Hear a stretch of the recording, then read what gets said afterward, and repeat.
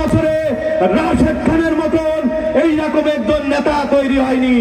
একটি বিরাট রাজনৈতিক দলের এত বড় নেতা, কেন্দ্রীয় সাধারণ সম্পাদক 54 বছরে এই দক্ষিণবঙ্গে হয়নি। আমরা এমন একজন নেতা পেয়েছি, আমাদের ভাগ্য পরিবর্তন করব।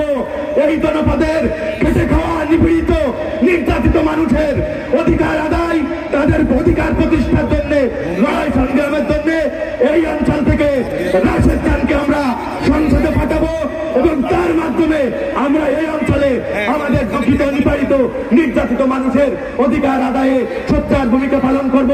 এই আশীর্বাদ ব্যক্ত করছি। সকলেই রাশেদ খানের পাশে থাকবেন। আমরা যেন আগামী দিনে আপনাদের সকলকে নিয়ে একটি সুন্দর বাংলাদেশ বিনির্মাণ করতে পারি, যে বাংলাদেশের নেতৃত্ব দিবে এই রাশেদ খানরা।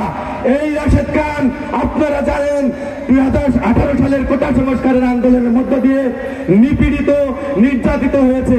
এই সময়টা খুব সহজ ছিল না, যখন মাঠে বিশাল বড় বড় রাজনৈতিক দল দাঁড়াতে পারেনি, রাজপথে তখন গণ অধিকার পরিষদের নেতৃবৃন্দ সরব ছিল।